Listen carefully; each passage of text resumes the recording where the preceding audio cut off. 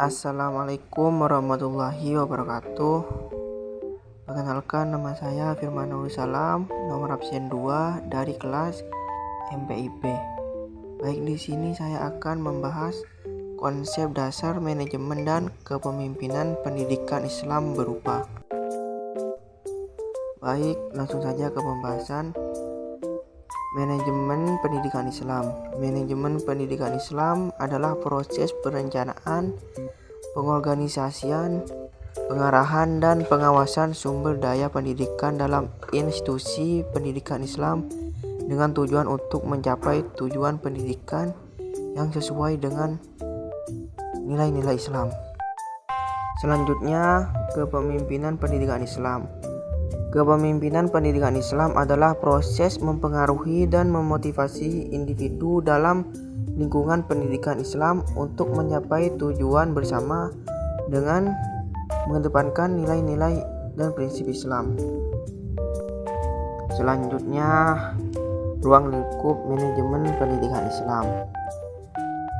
Yang pertama, perencanaan kurikulum atau menyusun kurikulum yang sesuai dengan ajaran Islam. Yang kedua, pengelolaan sumber daya manusia atau pengelolaan tenaga pendidikan dan staf pendidikan.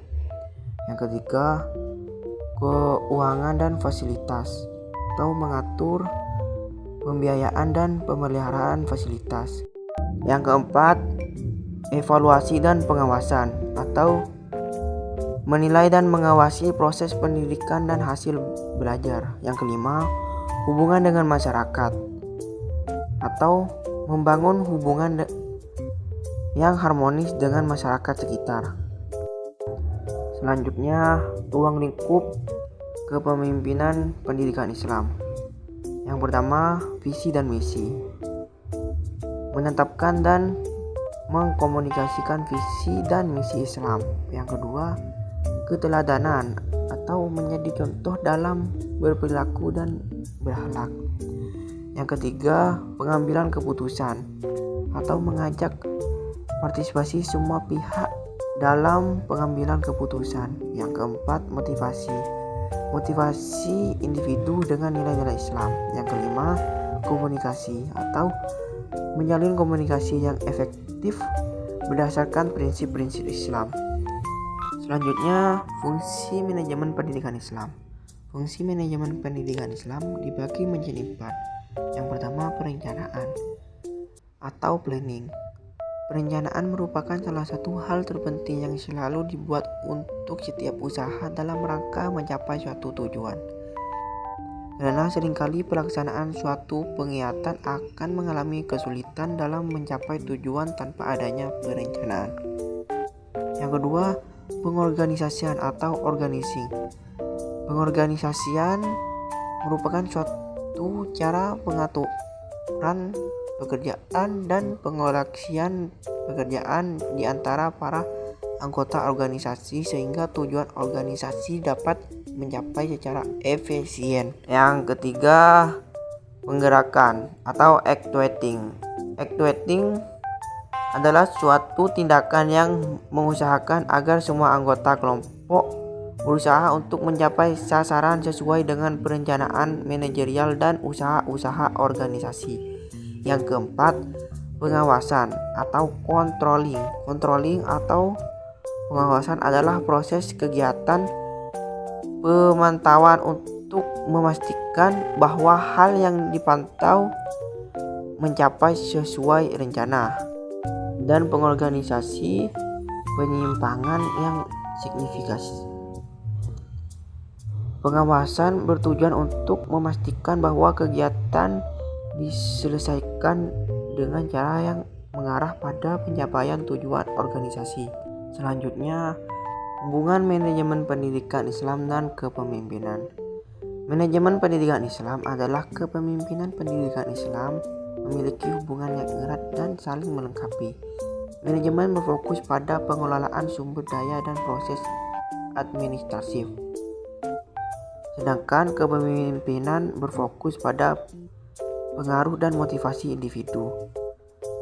Pemimpin yang efektif harus mampu mengelola dengan baik, dan manajer yang baik harus memiliki keterampilan kepemimpinan.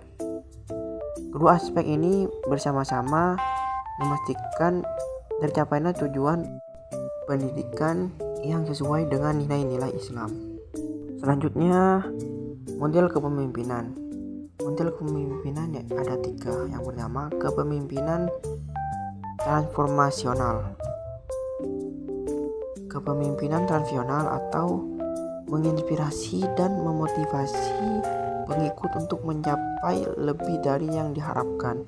Yang kedua, kepemimpinan servers atau pelayanan. Pemimpin yang mengutamakan pelayanan kepada orang lain. Yang ketiga, kepemimpinan partisipatif atau melibatkan semua pihak dalam pengambilan keputusan. Selanjutnya, gaya kepemimpinan. Gaya kepemimpinan ada 3. Yang pertama yaitu demokratif atau mengajak partisipasi aktif dari semua pihak. Yang kedua, otoriter, mengambil keputusan secara mandiri tanpa banyak melibatkan orang lain. Yang ketiga yaitu laissez-faire atau memberikan kebebasan penuh kepada bawahan dalam mengerjakan tugas. Selanjutnya, implementasi manajemen. Implementasi manajemen ada 3. Yang pertama, menyusun kurikulum Islam atau mengembangkan kurikulum yang mengintegrasikan ajaran Islam dalam setiap mata pelajaran. Yang kedua, melatihan guru atau melatih guru dan staf agar bekerja sesuai dengan nilai-nilai Islam. Yang ketiga, pengelolaan keuangan Islam, mengatur keuangan dengan prinsip-prinsip syariah. Selanjutnya, implementasi kepemimpinan pendidikan Islam. Di sini ada 3. Yang pertama, keteladanan kepemimpinan atau pemimpin harus menjadi contoh yang baik dalam berperilaku dan berakhlak. Yang kedua, prinsip aktif atau mendorong partisipasi aktif dari guru, siswa, dan masyarakat dalam proses pendidikan. Yang ketiga atau yang terakhir, motivasi dan penghargaan. Motivasi individu dengan memberikan penghargaan atas presentasi yang dicapai sesuai dengan ajaran Islam.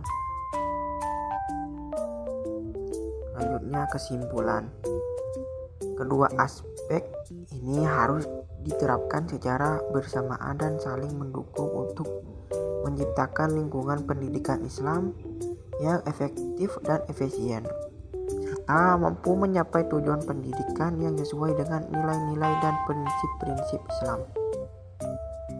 Baik, itu saja yang dapat saya sampaikan. Kurang lebihnya saya mohon maaf.